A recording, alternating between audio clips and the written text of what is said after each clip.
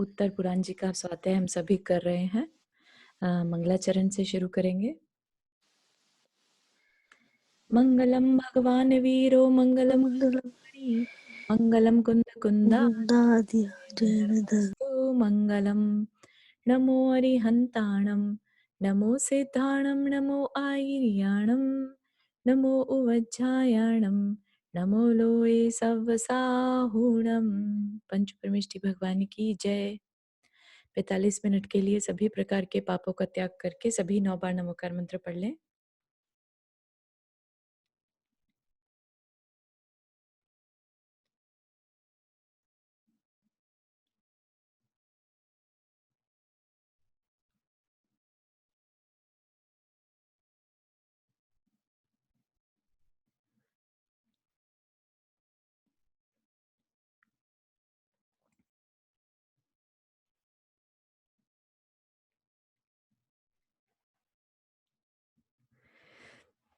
तो हम सभी ने थोड़ा सा ये शुरू किया था अभिनंदन स्वामी का, और इसमें एक लाइन समझ में नहीं आई थी उस समय, तो let's start one more time. Like एक ही पेज हुआ था, ठीक है? तो शुरू से करते हैं ताकि ऐसा ना लगे कि हमने क्या पढ़ लिया था और क्या नहीं।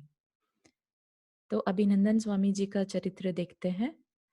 पदार्थ के सत्य होने से जिनके वचनों की सत्यता सिद्ध है, और ऐसे सत्य वचन ही जिन यथार्थ वक्ता की सत्यता को प्रकट करते हैं, ऐसे अभिनंदन स्वामी वंदना करने वाले लोगों को आनंदित करते हुए हम सबकी रक्षा करें। तो यहाँ पर जो कहा है पदार्थ के सत्य होने से, तो पदार्थ यानी कि जीव पदार्थ भी इसी में आ गया है ना, जीव अजीव आदि। तो जो सत्यता है, जिसके कारण जिनके वचनों की सत्यता सिद्ध है, जिनकी वजह से हमें इन सत्य चीजों का, सत्य द्रव्यों का या सत्य तत्व का पहचान हुई, है ना, ऐसे अभिनंदन स्वामी वंदना करने वाले लोगों को आनंदित करते हुए सबकी रक्षा करें। जम्बू द्वीप के पूर्व विदेह क्षेत्र में सीता नदी के दक्षिण तट पर एक मंगलावती नामक देश सुशोभित है। उनके रत्न संचय नगर में महाबल नाम का राजा था। वह बहुत भारी राज संपत्ति से सहित तथा चारों वर्णों और आश्रमों का आश्रय था, यानी रक्षा करने वाला था। चारों वर्ण में आ गए ब्राह्मण, क्षत्रिय, शूद्र और वैश्य, है ना, 4 वर्ण, और आश्रमों का आश्रय था, यानी आश्रय देने वाला था, रक्षा करने वाला था। उसके पृथ्वी की रक्षा करते समय अन्याय यह शब्द नहीं सुनाई पड़ता था, और समस्त प्रजा किसी प्रतिबंध के बिना ही अपने अपने मार्ग में प्रवृत्ति करती थी। जैसे होता है ना, राम राज्य, सब अपने अपने में लगे हैं, कोई किसी को कष्ट नहीं पहुंचा रहा है, ऐसा। शत्रुओं को नष्ट करने वाले उस राजा में संधि विग्रह आदि 6 गुणों का समूह भी निर्गुणता को प्राप्त हो गया था। तो वो राजा कैसा था? शत्रुओं को नाश कर रखा था उसने, वहां पर कोई शत्रु नहीं था।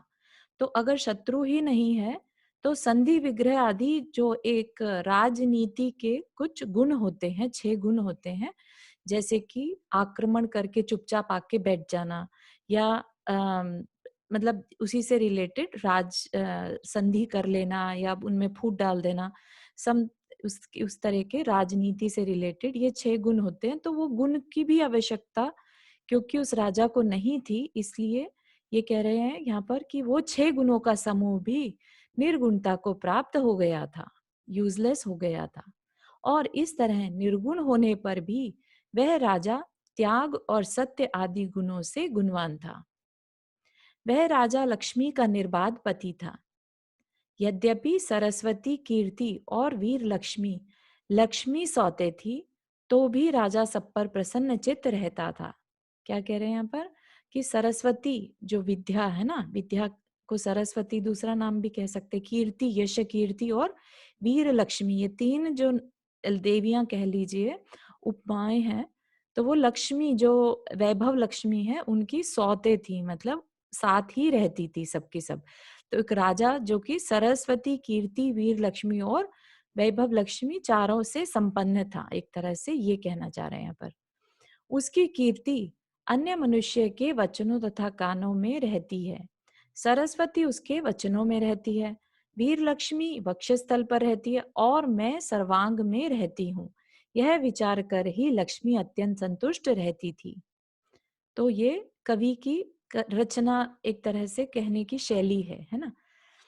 स्त्री रूपी कल्पलता से रमणीय उसका शरीर रूपी कल्प वृक्ष, वह जिस जिसकी इच्छा करता था वही वही सुख प्रदान करता था। तो उसका शरीर इतना हष्ट पुष्ट था और शरीर से रिलेटेड सभी तरह के सुख उसे मिलते थे। जिसके नेत्र रूपी भ्रमर सुंदर स्त्रियों के मुख रूपी कमलों की सेवा करने में सदा सतृष्ण रहते थे, ऐसे उस राजा महाबल ने बहुत लंबा समय सुख से काल की एक कला के समान व्यतीत कर दिया। तो लंबा समय उसने ऐसे सुख में बिताया। तो सोचिए एक राजा का ऐसा समय बीतता है, तो जो देव होते हैं ऊपर की वैमानिक देवों में देव जो होते हैं, वहां पर तो किसी भी तरह की तकलीफ ही नहीं रहती, राइट। तो उनका समय कैसे बीतता होगा। किसी समय इच्छा अनुसार मिलने वाले भोग उपभोगों में संतुष्ट न होने से उसे वैराग्य उत्पन्न हो गया, जिससे उस उदार चेता ने धनपाल नामक पुत्र के लिए राज्य देकर विमल वाहन गुरु के पास पहुंच संयम धारण कर वह 11 अंग का पाठी हुआ और 16 कारण भावनाओं का उसने चिंतवन किया। तो इतना उसको वैभव, इतना भोग उपभोग मिले। भोग उपभोग में भोग होता है जो एक बार यूज में आए और उपभोग होता है जो बार बार यूज में आए, जैसे कपड़े आदि, महल आदि, ये उपभोग की चीजें हो गई। और भोग हो गए जैसे खाने की वस्तुएं जो एक बार खाई तो खत्म, है ना।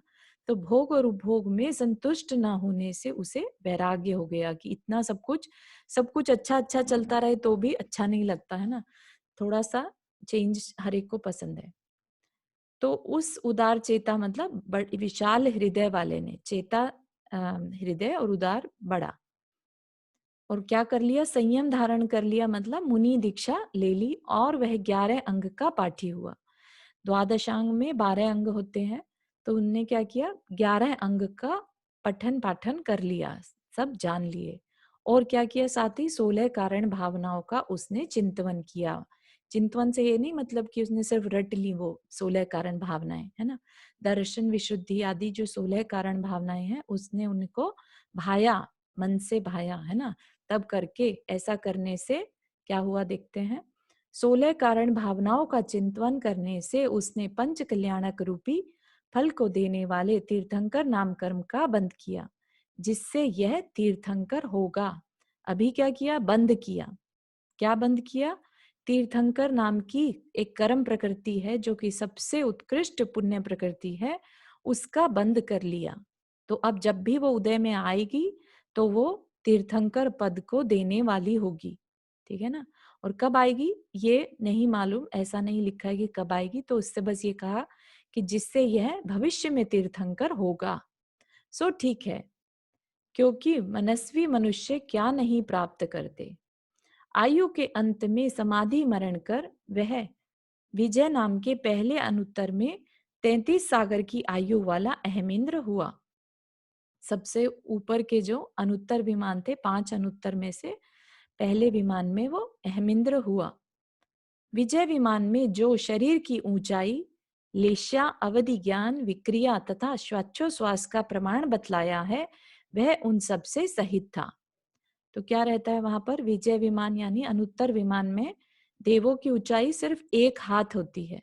1 हाथ आप समझ सकते हैं, 15 इंच के अराउंड। लेश्या क्या रहती है, शुक्ल लेश्या। अवधि क्या, लेश्या क्या होता है, शरीर की ऊंचाई तो समझ में आ गई, छोटे से शरीर होते हैं उनके वहां पर। लेश्या होती है जो उनकी अम, अंदर के भाव, बेसिकली अंदर के भाव कैसे होते हैं, शुक्ल, बिल्कुल एकदम शांत परिणाम वाले। दूसरे के बारे में अगर कुछ सोच भी रहे हैं तो अच्छा सोचेंगे, दूसरे का कल्याण हो, और उसके अलावा सिर्फ तत्व चिंतन और भक्ति में ही लगे रहते हैं। अवधि ज्ञान उनका इतना है कि वो 7वें नरक तक की क्या चल रहा है ये जान सकते हैं। विक्रिया में भी वो निपुण रहते हैं, वो कैसी भी विक्रिया कर सकते हैं। वो एक अलग बात है कि ऊपर ऊपर के स्वर्गों में क्योंकि वो इतने उत्कृष्ट भावों से वहां जाते हैं, तो उनका क्या रहता है कि ये जो देव होते हैं ये कहीं जाते ही नहीं। इनका जैसे होता है ना, जो शांत परिणाम वाले लोग होते हैं, उनको ये इंटरेस्ट नहीं रहता कि दूसरे की लाइफ में क्या चल रहा है, ठीक है ना? जितनी ज़्यादा नीचे के देव होते हैं, जो व्यंतर जाति के देव होते हैं, है ना? तो उनको लगता है कि जाके देखूँ तो सही क्या चल रहा है ना? दूसरे की लाइफ में क्या घटित हो रहा है, वो अच्छा कर रहा है, बुरा कर रहा है, देखूँ जाके। उत्सुकता एक रहती है, लेकिन जितने-जितने ऊपर होते जाते हैं, वो उतने-उतने शांत होते जाते हैं। उन्हें कोई मतलब नहीं रहता दूसरे के लाइफ में क्या चल रहा है। तो इसलिए अवधि ज्ञान पॉसिबल होते हुए भी वो ऐसा नहीं कि मैं जाके देखूँ। उनको यहाँ तक कि किसी भी तीर्थंकर के कल्याणकों में भी जाने की इच्छा नहीं रहती। वो अपने विमानों को छोड़ते ही नहीं। वहीं पर बस अपने धर्म ध्यान में और अपनी शांत परिणामों को एन्जॉय करते हैं। तो इसलिए शांत-शांत होते जा रहे हैं, इसका मतलब कि हम ऊपर उठ रहे हैं, ये मानना चाहिए। तथा श्वासोच्छ्वास, है ना? श्वासोच्छ्वास बहुत लंबे समय तक, कुछ हजारों वर्षों में एक बार साँस लेना और छोड़ना, ऐसा होता है। वह उन सब से सहित था। पाँचों इंद्रियों के सुख का अनुभव करता था। सुख का अनुभव करता था, चित्त शांत था, वैराग्य रूपी संपत्ति से उपलक्षित हो, भक्ति पूर्वक अरिहंत भगवान का ध्यान करता हुआ वहां रहता था और आयु के अंत में समस्त कर्मों का क्षय करने के लिए इस पृथ्वी तल पर अवतार लेगा, है ना? और कितनी आयु बताई यहाँ पर? 33 सागर। 33 सागर मतलब कि असंख्यात समय, जिसकी कि हम कल्पना भी नहीं कर सकते, इतना लंबा समय। तो सोचिए इतने लंबे समय तक वह जीव है, तो जीव ही ना, अहमिंद्र का जीव भी हो तो भी जीव है, राइट? तो उसने क्या किया? शांत चित्त से वैराग्य में लगा रहा, भगवान की भूख भक्ति वगैरह, वहीं से वो ध्यान आदि करता रहा। तो सोचिए कि 33 सागर तक कितना विशाल पुण्य उसने बांधा होगा। और ये हमें जानकारी है ही ऑलरेडी कि जो अनुत्तर विमान अनुदिश अनुत्तर विमान से आते हैं, वो एक भवतारी ही होते हैं, है ना? तो इतना पुण्य वो इकट्ठा कर लेते हैं कि उनके सारे पाप कर्म क्षय हो चुके होते हैं और आयु के अंत में पृथ्वी तल पर अवतार लेगा। जब अवतार लेने का समय हुआ, तब इस जम्बू द्वीप के भरत क्षेत्र में अयोध्या नगरी का स्वामी इक्ष्वाकु वंशी काश्यप गोत्री तथा आश्चर्यकारी वैभव को धारण करने वाला एक स्वयंवर नाम का राजा था। सिद्धार्था उसकी पटरानी का नाम था। अहमिंद्र के अवतार लेने के 6 माह पूर्व से सिद्धार्था ने रत्न वृष्टि आदि पूजा को प्राप्त किया। मतलब क्या? कि जब वो गर्भ में आने वाले थे, है ना? उससे 6 माह पहले ही वहां पर, जहां पर जन्म होना है, वहां रत्न वृष्टि शुरू हो जाती है। तो कह रहे हैं कि पूजा को प्राप्त किया, मतलब उससे सेवित हुई। और वैशाख मास के शुक्ल पक्ष की षष्ठी तिथि के दिन 7वें शुभ नक्षत्र यानी पुनर्वसु में 16 स्वप्न देखने के बाद अपने मुख में प्रवेश करता हुआ एक हाथी देखा। उसी समय वह अहमिंद्र उनके गर्भ में आया। राजा से स्वप्न का फल सुनकर वह बहुत संतुष्ट हुई और माघ मास के शुक्ल पक्ष की द्वादशी के दिन अदिति योग में उसने पुण्योदय से उत्तम पुत्र उत्पन्न किया। सोचिए, तीर्थंकर का जन्म हो गया। उस पुत्र के प्रभाव से इंद्र का आसन कंपायमान हो गया, जिससे उस बुद्धिमान ने अवधि ज्ञान के द्वारा त्रिलोकीनाथ का जन्म जान लिया। मतलब इतना पावरफुल होता है वह जीव कि उसके जन्म लेते ही इंद्र का आसन तक हिल जाता है। चारों निकाय के जितने भी देव हैं, सबके आसन कंपायमान हो जाते हैं। इंद्र ने अपनी शची देवी द्वारा उस दिव्य मानव को प्राप्त किया और उसे लेकर देवों से आवृत हो शीघ्र ही सुमेरु पर्वत पर पहुंचा। तो यहाँ पर क्या कह रहे हैं? दिव्य मानव को प्राप्त किया, इसका मतलब है उन्होंने उसे उठाया, बालक को, है ना? बालक को उठाकर और सुमेरु पर्वत पर ले गए बाकी देवों के साथ। वहां दिव्य सिंहासन पर विराजमान कर बाल सूर्य के समान प्रभा वाले बालक का क्षीर सागर के जल से अभिषेक किया, आभूषण पहनाए और अभिनंदन नाम रखा। उस समय जिसने विक्रियावश बहुत सी भुजाएं बना ली हैं, 1000 नेत्र कर लिए और जो अनेक भाव तथा रसों से सहित है, ऐसे इंद्र ने आश्चर्यकारी कारणों से प्रारंभ किए हुए अंगहारों द्वारा आकाश रूपी आंगन में भक्ति से तांडव नृत्य किया और अनेक अभिनय दिखलाए। मतलब कि वो इतना खुश था कि उसने अनेकों तो भुजाएँ बना ली और हज़ारों नेत्र, 1008 नेत्र बना लिए, क्योंकि उसका मन ही नहीं भर रहा था। इतने सुंदर वो बालक वहाँ पर उसके सामने थे और उसका मन कर रहा था बस देखता ही जाए। और फिर तांडव किया। जैसे तांडव होता क्या है बेसिकली, अनकंट्रोल्ड डांस, है ना? तांडव। तो इतना भक्ति से भर गया कि उसने तांडव नृत्य किया। उस समय उसका राग परम सीमा को प्राप्त था और यही उसका राग जो होता है, परम राग जो है देव के, जिनेंद्र देव के प्रति, वह उसकी निर्वाण में कारण बनता है आगे चल के। भक्ति से मोक्ष पॉसिबल है, ये बात कहना चाह रहे हैं। साथ ही वह अन्य अनेक धीरोदात्त नटों को भी नृत्य करा रहा था। मतलब कि जो उदात्त नट वहां पर और भी देव थे, उनको भी नृत्य करा रहा था। जन्माभिषेक से वापस लौटकर इंद्र अयोध्या नगरी में आया तथा मायामयी बालक को दूर कर माता पिता के सामने सचमुच के बालक को रखकर स्वर्ग चला गया। जाते समय क्या कर गया था, एक मायामयी बालक वहां रख गया था ताकि माता को तकलीफ ना हो, है ना? एक बालक वहां पर बनाकर रख गया और बाद में सच्ची के बालक को, असली बालक को वहां रखकर वापिस अपने स्वर्ग चला गया। श्री संभवनाथ तीर्थंकर के बाद 10 लाख करोड़ सागर वर्ष का अंतराल बीत जाने पर अभिनंदन नाथ स्वामी अवतीर्ण हुए थे। तो संभवनाथ स्वामी के कितने सालों बाद अभिनंदन नाथ स्वामी हुए, ये बताया है। उनकी आयु भी इसी अंतराल में सम्मिलित थी। वे मति श्रुत अवधि इन 3 ज्ञानों से सुशोभित थे। 50 लाख पूर्व उनकी आयु थी। पूर्व होता है 84 लाख वर्ष का एक पूर्व होता है, तो 50 लाख टाइम्स 84 लाख, तो आप सोच सकते हैं कितनी आयु थी। 350 धनुष ऊंचा उनका शरीर था। वे बाल चंद्रमा के समान कांति से युक्त थे, अथवा जिसका अनुभाग प्रकट हो रहा था ऐसे पुण्य कर्म के समूह के समान जान पड़ते थे। गुणों से सबको आह्लादित करते हुए वे शोभा अथवा लक्ष्मी की वृद्धि को प्राप्त हो रहे थे। उनकी कांति स्वर्ण के समान देदीप्यमान थी। कामदेव जिसका सारथी था, ऐसी कुमार अवस्था को जब 12.5 लाख पूर्व बीत गए, तब तुम राज्य का उपभोग करो, इस प्रकार राज्य देकर इनके पिता वन को चले गए। उसी समय इन्होंने राज्य प्राप्त किया। ठीक है, यहाँ तक समझ में आ रहा है सबको? एक क्वेश्चन है चारू जी। हाँ जी, जी रीटा जय जी। जिनेन्द्र। जी जी जी। आगे थोड़ा आप ऊपर ले जा सकते हो, जी। अगले वाला पेज। हाँ हाँ, बस बस बस। होल्ड ऑन नहीं। Next page down. अच्छा। हाँ, यहाँ पे वो शब्द आया था।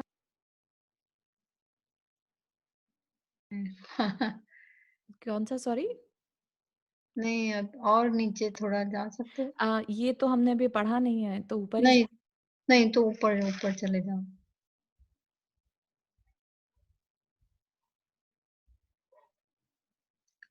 अंगहारो। अंगहारो क्या क्या मीनिंग होता है? हाँ, अंगहारो तो जो मुझे समझ में आया वो उन्होंने क्योंकि बहुत सारे भुजाएं बना ली थी, है ना? हम्म उन भुजाओं से विक्रियावश बहुत सी भुजाएं बना ली थी, राइट?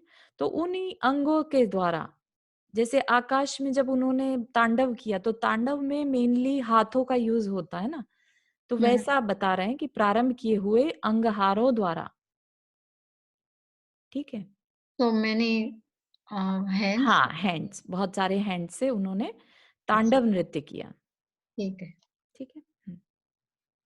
इसका इसका एक्चुअल मतलब ये है कि जो आंखें वगैरह जो भी उन्होंने बनाई थी ना, वो गोलाकार रचना में थी। ऐसे नहीं थी कि ऐसी फैली हुई है, उसके हार बने हुए, अंग हार। अच्छा, अंगों का हार गोलाई में, हाँ हाँ, हार मतलब की प्रॉपर शेप। प्रॉपर किसी किसी उस तरह से बेस्ड थी, ऐसे नहीं थी फैली हुई थी अच्छा। एक तरीके से। मतलब हाँ, सुंदर दृश्य था, ऐसा नहीं था कि हाँ हाँ, सारी ऑफ आंखें। कोर्स। हाँ, इतना आर्बिट्रेटरी नहीं था, प्रॉपर था। बढ़िया। Thank you so much. चलिए। हाँ, तो वो राजा के पिता उनको राज्य देकर वन को चले गए। उसी समय इन्होंने राज्य प्राप्त किया उस समय चंद्रमा इनकी कांति को चाहता था, सूर्य इनके तेज की इच्छा करता था, इंद्र इनका वैभव चाहता था और इच्छाएं इनकी शांति चाहती थी। अपने उत्कृष्ट अनुभाग बंध की अनंत गुणी वृद्धि होने से उनके सभी पुण्य परमाणु प्रत्येक समय फल देते रहते थे। मतलब कि उनका जो पुण्य था वो बहुत ज्यादा अनंत गुणी वृद्धि होने से, मतलब बहुत तीव्र पुण्य का उदय चल रहा था उनका, तो उसका बता रहे हैं कि उस प्रत्येक समय फल दे रहा था उनका जो पुण्य था। उन्होंने अन्य सबके तेज को जीतकर तथा सब प्रजा को प्रसन्न कर चंद्रमा और सूर्य को भी जीत लिया था। इस तरह वे तेज से सुशोभित हो रहे थे। तो ऐसा नहीं है कि उन्होंने कोई चंद्रमा या सूर्य को बंदी बना लिया था, जीत लिया था, मतलब उनका जो तेज था वो चंद्रमा और सूर्य के तेज से भी अधिक था, मतलब उनकी जो ऑरा, उनका जो ग्लो था। ठीक है। समस्त राजा लोग इन्हें अपने मुकुट झुकाते थे।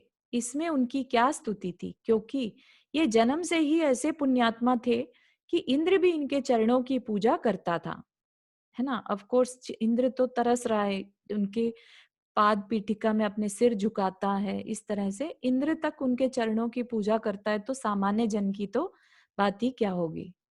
जब मोक्ष लक्ष्मी भी इन्हें अपने कटाक्षों का विषय बनाती थी, तब राज्य लक्ष्मी इनमें अनुराग करने लगी। इसमें आश्चर्य की क्या बात है। उनके कभी नष्ट नहीं होने वाला शुद्ध छायिक सम्यक दर्शन था और तीर्थंकर नामक पुण्य प्रकृति थी। छायिक सम्यक दर्शन, वो जो जो सम्यक दर्शन कभी अब खत्म नहीं होने वाला, मतलब नष्ट नहीं होने वाला। छायिक मतलब हमेशा के लिए जो बना रहे, वो छायिक। ठीक है। ऐसा सम्यक दर्शन उनके पास था और तीर्थंकर नामक पुण्य प्रकृति उनकी उदय में चल रही थी। पहले क्या किया था, बंद किया था, और अब क्योंकि तीर्थंकर प्रकृति पुण्य उदय में आ गई, तो अब वो तीर्थंकर है ना। सो ठीक ही है, क्योंकि तीनों लोकों पर विजय प्राप्त करने की इच्छा रखने वाले मनुष्य के इससे बढ़कर दूसरी कौन सी आत्म संपत्ति है। वे भगवान कुमार अवस्था में धीर ललित थे, राज्य अवस्था में धीरोद्धत थे, संयमी अवस्था में धीर और प्रशांत थे, तथा अंतिम अवस्था में धीर और उदात्त अवस्था को प्राप्त हुए थे। तो ये जो है, ये धीर, ललित, धीर, उदात्त, ये क्या है, रस की चर्चा है, क्योंकि जो हम पढ़ रहे हैं पुराण, ये एक कवि की शैली में है ना। तो धीर ललित एक तरह से क्या कहा जाएगा इसको,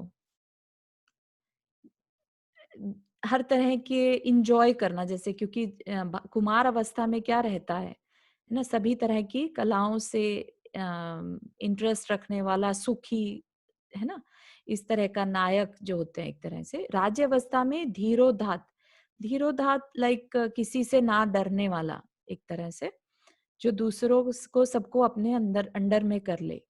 संयमी अवस्था में धीर और प्रशांत, ये तो हमें समझ में आता है। और अंतिम अवस्था में धीर और उदात, उदात भी एक तरह से एकदम गंभीरता वाली बात आ गई अंतिम अवस्था में, तो ऑफ कोर्स उसमें शांत अवस्था है ना, और ज्यादा शांत होते चले गए। उनकी उत्साह, मंत्र और प्रभुत्व, इन तीनों शक्तियों ने धर्मानुबंधी सिद्धि को फलीभूत किया था। सो ठीक है, क्योंकि शक्तियां वही हैं जो कि दोनों लोकों में हित करने वाली हैं।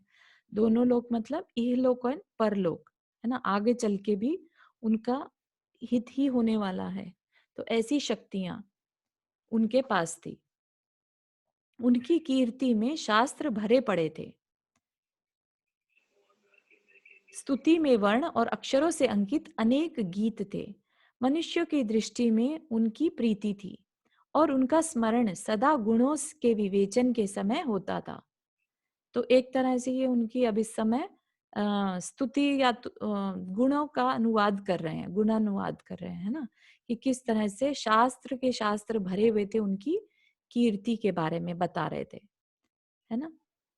चारू जी, एक मिनट। हाँ वो जी। दोनों लोक में समझ नहीं पाई। दोनों लोग जो कि उन दोनों लोक में हित करने वाली ऐसी सिद्धियां, ऐसी शक्तियां उनके पास थी, क्योंकि उन्होंने जो अपने कर्मों का क्षय किया, राइट? तो वो कोई ऐसा नहीं कि अपने आप से हो गया, उनने पुरुषार्थ तो लगाया ना। तो इस तरह की धर्मानुबंधिनी सिद्धियां उनके पास थी। सिद्धियां मतलब शक्तियां उनके पास थी, जो कि दोनों लोकों में हित करने वाली, इहलोक जो अभी चल रहा था उनका करंट, और जो फ्यूचर परलोक है ना, इस शरीर के बाद जो वो सिद्ध बनने वाले हैं, राइट? तो दोनों में हित करने वाली है। Okay, and one more question, sorry. अनुभाग बंदी, आगे एक वर्ड आ गया, अनुभाग हाँ, बंदी। अनुभव आया। उन अपने उत्कृष्ट अनुभाग बंद, अनुभाग बंद मतलब जो कर्म के अनुभाग बंधे थे, है ना, उत्कृष्ट पुण्य बंधे थे उनके, राइट? और वो और ज्यादा अनंत गुणी वृद्धि होने से, क्योंकि उनके जो भाव थे और तीर्थंकर प्रकृति का उदय उनके चल रहा था, तो उसकी कल्पना नहीं की जा सकती, उत्कृष्ट अनुभाग था पुण्य का। तो वो बता रहे हैं कि वो जो अनुभव क्या उत्कृष्ट है? अनुभव क्या है? अनुभाग होता है शक्ति, ठीक अच्छा, है, फल देने की शक्ति, अनुभाग। ठीक है। ठीक है, तो ऐसे कर्म उन्होंने बांधे थे जिसके कि अब प्रत्येक समय फल दे रहे थे, ऐसे पुण्य जिसके कि परमाणु कर्म के जो निषेक हैं वो इस समय फल दे रहे थे। ठीक है, अनुभाग बंध समझ में आया? ये कर्म से रिलेटेड है।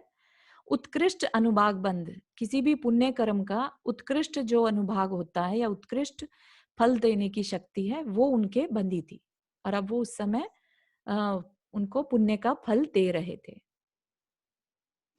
ठीक है ना, Thank you. क्योंकि जैसे हम भक्तामर स्तोत्र में भी पढ़ते हैं ना कि उनके शरीर को बनाने वाले परमाणु अब इस तीनों लोक में और नहीं थे।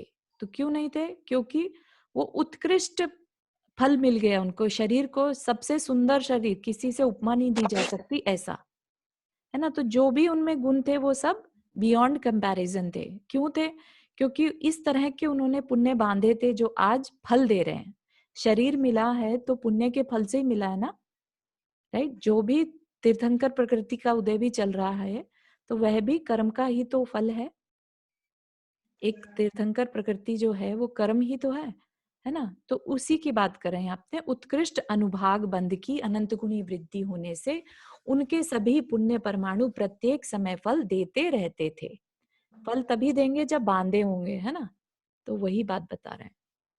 ठीक है, एक तरह से उनकी सत्ता में है ना अच्छे। हाँ, सत्ता में थे ना तभी फल दे रहे थे। और सत्ता में कब आए? जो उन्होंने पहले अच्छे कार्य किए, जो उन्होंने मुनि अवस्था में उत्कृष्ट तप किया, समाधि मरण किया, फिर उसके बाद अनुत्तर विमान में अहमिंद्र के पद पर रहकर 33 सागर तक जो उन्होंने खूब पुण्य बांधा, है ना। क्योंकि वैराग्य था, वहां कोई इच्छाएं नहीं रहती थी उन्हें सिवाय इसके कि वो कब अपना कल्याण करें, कब मनुष्य बनकर वहां पर जिनेन्द्र देव की भक्ति कर सके साक्षात, या खुद बन सके वैसे। ठीक है रीटा जी। हाँ, बट अभी ये दो लोक का आपने बोला ना, तो उसमें यही लोक, यह हाँ, लोक मीनिंग हाँ जी, मनुष्य लोक, हाँ जी, राइट? एंड देन परलोक मीनिंग सिद्ध, हाँ, ऊपर। परलोक दूसरा, हाँ। हाँ, तो उसमें वो नीचे का और नहीं आता है ना लोक, राइट? नीचे नहीं नहीं नहीं, ये अपेक्षा डिफरेंट है। यहाँ पे 3 लोग की बात नहीं कर रहे हैं। यहाँ पर एक पर्सन के लिए दोनों लोग, मतलब जैसे कहते हैं ना इलोक परलोक, कि हमारा आज जो प्रेजेंट चल रहा है और फ्यूचर, पास्ट तो चला जा चुका है, वो तो उसकी तो बात ही नहीं है। अभी हम किस चीज को ठीक कर सकते हैं? प्रेजेंट को कर सकते हैं और फ्यूचर को। Okay, got it. ठीक है ना, तो ये उस अपेक्षा से बात है यहाँ पर। Okay, good, thank you. बढ़िया, चलिए।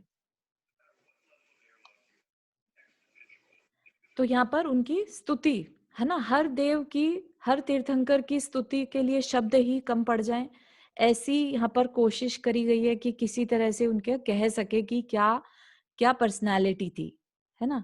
जैसे हम किसी से अगर इम्प्रेस हो जाएं तो कई बार ऐसा लगता है कि हमारे पास शब्द नहीं है उसकी तारीफ करने के लिए। तो वैसा ही यहाँ पर है कि कितना भी बोलें हर तीर्थंकर के बारे में, लेकिन ऐसा लगता है फिर भी छोटा पड़ गया, शब्द कम पड़ गए। उनकी कीर्ति में शास्त्र भरे पड़े थे, स्तुति में वर्ण और अक्षरों से अंकित अनेक गीत थे। मनुष्य की दृष्टि में उनकी प्रीति थी और उनका स्मरण सदा गुणों के विवेचन के समय होता था।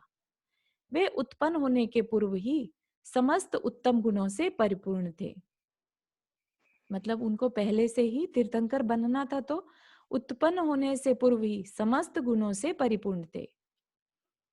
यदि ऐसा ना होता तो गर्भ में ही उनकी सेवा करने के लिए देवों के आसन कंपायमान क्यों होते।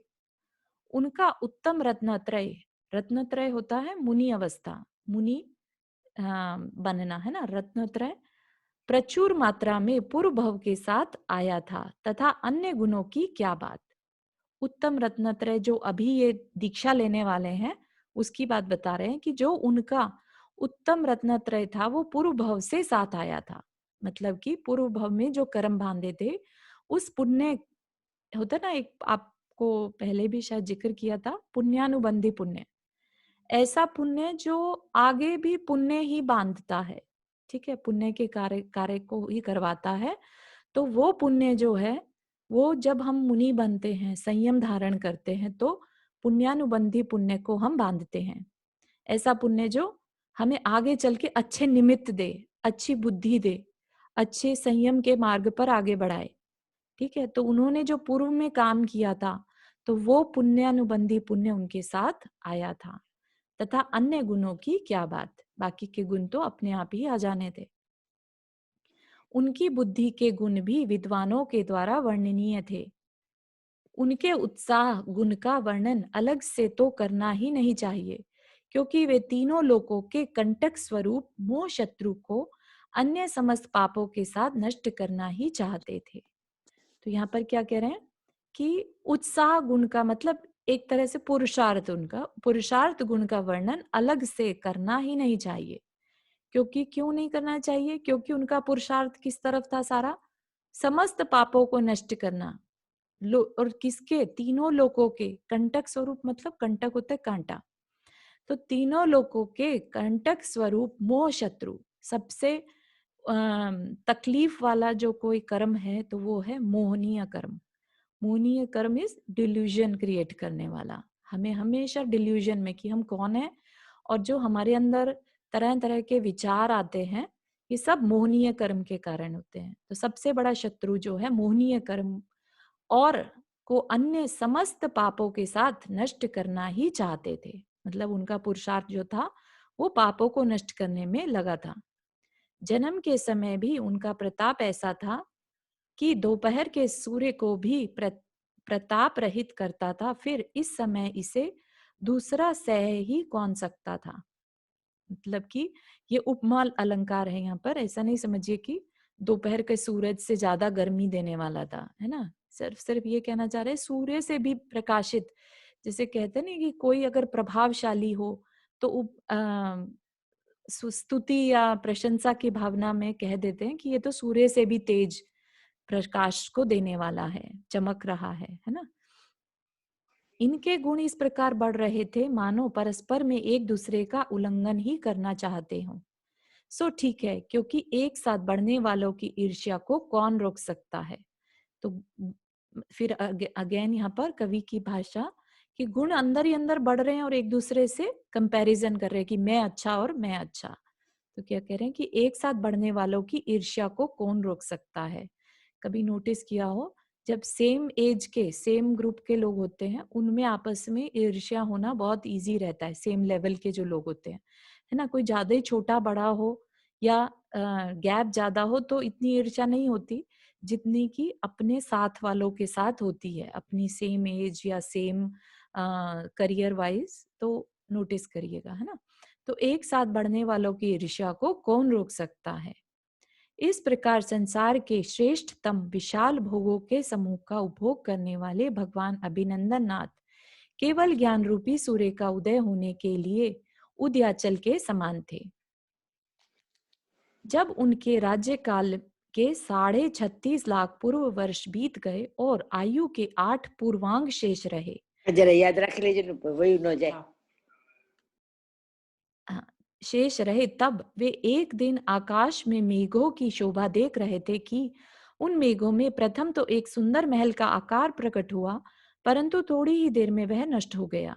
इस घटना से उन्हें आत्मज्ञान उत्पन्न हो गया, यानी कि बोध हो गया, यानी वैराग्य हो गया। क्यों हो गया? क्योंकि मैं आकाश में जैसे बादलों की शेप बनती है, तो उन्हें एक महल का आकार दिखाई दिया और थोड़ी देर में वो चला गया। तो उन्होंने इसको रिलेट किया कि जो भोग मैं भोग रहा हूँ, जैसा मेरा महल है, वह भी छूट जाने वाला है, खत्म हो जाने वाला है। वे सोचने लगे कि ये विनाशी भोग इस संसार में रहते हुए मुझे अवश्य ही नष्ट कर देंगे। क्या टूटकर गिरने वाली शाखा अपने ऊपर स्थित मनुष्य को नीचे नहीं गिरा देती? यद्यपि मैंने इस शरीर को सभी मनोरथों अथवा समस्त इष्ट पदार्थों से परिपुष्ट किया है, तो भी यह निश्चित है कि वेश्या के समान यह मुझे छोड़ देगा। कितनी उचित बात की है ना, कि ये शरीर छूटना है, सबको मालूम है ये शरीर छूटना है, लेकिन ये बोध कितनों को हो पाता है? नहीं होता ना। तो ये वैराग्य ही के क्षण होते हैं जब ये रियलाइज हो जाए कि ये शरीर छूटेगा, तो मुझे एक सेकंड भी, एक मिनट भी वेस्ट नहीं करना है, अपने आत्म कल्याण के बारे में प्रयत्न करना है, पुरुषार्थ करना है। इस तरह विचार कर वे शरीर से विरक्त हो गए। उन्होंने यह भी विचार किया कि आयु के रहते हुए भी मरण होता है और आयु के न रहने पर मरण नहीं होता। आयु के रहते हुए भी मरण होता है और आयु के न रहने पर मरण नहीं होता। इसलिए जो मरण से डरते हैं उन्हें सबसे पहले आयु से डरना चाहिए। तो मतलब क्या कि एक अकाल मरण वाली बात यहाँ पर हो जाएगी। आयु के रहते हुए भी मरण होता है और आयु के न रहने पर मरण नहीं होता। अगर आयु ही नहीं हो तो फिर मरण का भय ही नहीं है ना। और आयु है तो मरण होगा।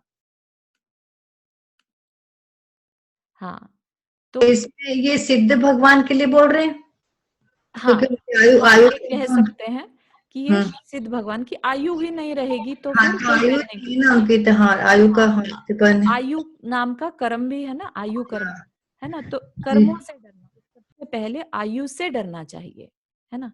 अच्छा, अभी एक प्रश्न ये है कि ये पूर्व और पूर्वांग क्या है? पूर्वांग, पूर्व जो है वो बताया था 84 लाख वर्ष का एक पूर्व है, और पूर्वांग होता है 84 लाख टाइम्स 84 लाख। ठीक है, तो ये एक तरह से जस्ट आयु को मापने की इकाई है। ठीक है, ये अभी चैट में प्रश्न था इसलिए बताया बीच में। हाँ, ठीक है। समस्त संपदाओं का हाल गंधर्व नगर के समान ही है, अर्थात जिस प्रकार यह मेघों का बना गंधर्व नगर देखते देखते नष्ट हो गया, उसी प्रकार संसार की समस्त संपदाएं भी नष्ट हो जाती हैं। यह बात विद्वानों की कौन कहे, मूर्ख भी जानते हैं। विद्वानों ने बात कही कि ठीक है, संसार की सारी संपदाएं नष्ट हो जाती हैं, मूर्ख भी ये बात जानते हैं लेकिन मानते नहीं, है ना। मूर्ख होगा वो जानता तो है लेकिन मानता नहीं, उस चीज को अंदर में फील नहीं करता। लेकिन जो विद्वान होगा वो इस चीज को फील भी करेगा और उस पर एक्ट भी करेगा। जब सब कुछ छूट जाने वाला है तो फिर किस चीज के पीछे भागूं, है ना। जब इंद्र के महल, इंद्र जैसी संपदा को भोगना भी छोड़ के, जैसे अभी हम देख रहे हैं यहाँ पर, वो अनुत्तर विमान को छोड़कर आए, ठीक है ना। तो क्यों छोड़ना पड़ा? अच्छे से तो रह रहे थे, रहे आते वहीं पर, लेकिन वो उसमें भी बाधा होनी है ना। हर एक की आयु निश्चित है, जितने आयु बांधी है उससे ज्यादा तो वो रह ही नहीं सकते वहां पर, तो उसे भी छोड़ना पड़ा। ऐसे ही संसार की समस्त संपदाएं नष्ट हो जाती हैं, यह सभी जानते हैं। जिस समय भगवान ऐसा विचार कर रहे थे, उसी समय लौकांतिक देवों ने आकर उनकी पूजा की। तो ये आपको सबको बता दिया था पहले भी। पांचवें स्वर्ग के, ब्रह्म स्वर्ग के, जो उस स्वर्ग के अंतिम भाग में जो रहते कॉर्नर में, वो लौकांतिक देव ब्रह्मचारी होते हैं और सिर्फ दीक्षा कल्याणक के समय अनुमोदना करने आते हैं वैराग्य की। उनका कार्य क्या रहता है? वो सिर्फ वहां पर वैराग्य पूर्ण जीवन ही जीते हैं और ब्रह्मचारी रहते हैं। देवों ने भगवान का निष्क्रमण अर्थात कल्याणक किया, देवों ने उनका दीक्षा कल्याणक मनाया।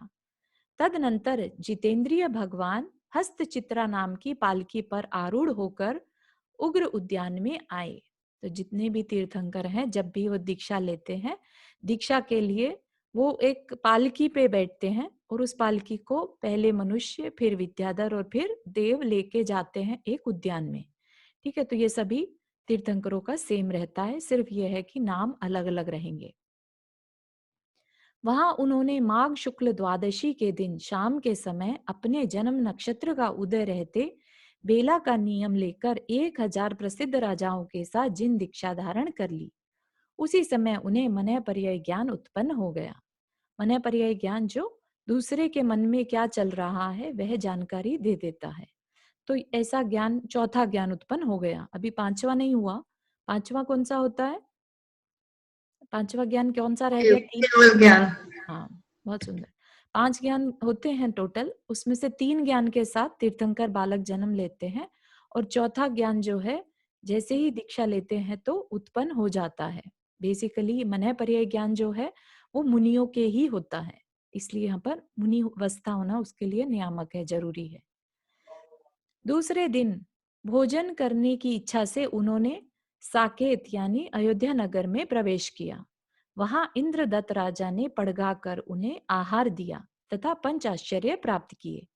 पड़गाह कर होता है एक विधि है, बेसिकली मुनि महाराज को आहार देने के लिए उनको पहले बुलाया जाता है, ठीक है, तो उसको पड़गाह बोलते हैं। पड़गाह कर उन्हें आहार दिया तथा पंच आश्चर्य प्राप्त किए। कहाँ से प्राप्त किए? ये देवों द्वारा किए जाते हैं। जब भी कोई महान आत्मा का आहार होता है तो वहां पंच आश्चर्य देव द्वारा किए जाते हैं, ठीक है। पड़गाह हाँ, सॉरी आपकी आवाज चली गई रीटा जी। सॉरी, पड़गाह करना एंड नवदा भक्ति करना, हाँ इज जी। That same thing? हाँ, उसी का पार्ट है नवदा भक्ति। उसके बिना पड़गाहन पूरा नहीं होगा, है ना। पड़गाह कर उन्हें आहार दिया तो उसी के बीच में नवदा भक्ति भी उसी की एक स्टेप है ना, एक भाग है उसी का। फिर से बताइए क्या पड़गाह और दोनों में क्या अंतर है? पड़गाहन एक टेक्निकल वर्ड है, ठीक है। तो जब मुनि महाराज को आहार ऐसे देते हैं, हाँ। हाँ, है ना, हर एक कह लीजिए कि अपनी अपनी आमनाएं में या अपनी अपनी दिगंबर जैसे अभी हम पढ़ रहे हैं तो उसमें एक हाँ। तरीका है आहार लेने का, है ना, मुनि महाराज का। तो उसकी एक विधि है, ये वो किस ओ। तरह से लेते हैं, उनको पड़गाहन करना रहता है। जो भी उन्हें आहार देगा वो पहले पड़गाएगा। पड़गाएगा मतलब उनको एक तरीके से, रीति से, है ना, उनका सम्मान करना, उनको बुलाना, नवदा भक्ति आदि करना, फिर उन्हें आहार दे सकता है। अगर तो उसमें नवदा से भक्ति एक क्या भी होती है? स्टेप, नवदा नवदा भक्ति, हाँ, नौ नहीं, मेरे को नहीं पता चीजों से एक्चुअली। उनकी भक्ति करना। भक्ति मतलब उनकी पूजा करना। आहार देने से पहले उनकी पूजा की जाती है, नवदा, है ना, उनकी भक्ति करना। अच्छा, तो मतलब ऐसे नहीं देते हैं ऐसे नहीं अपन? दे सकते कि आप आए, अच्छा ये लीजिए, हमारे इसमें मतलब आहार रखा है, ये दे दो, ऐसा नहीं। पूरे एक तरीके के साथ उसके स्टेप्स रहते हैं, उनको फॉलो करते हैं, तो वो उस पूरे स्टेप को पड़गाहन कहते हैं। ओके, मतलब ये दिगंबर में ही होता है, ऐसा है क्या? हाँ जी। मैंने पहली बार सुना है। ठीक, थैंक यू।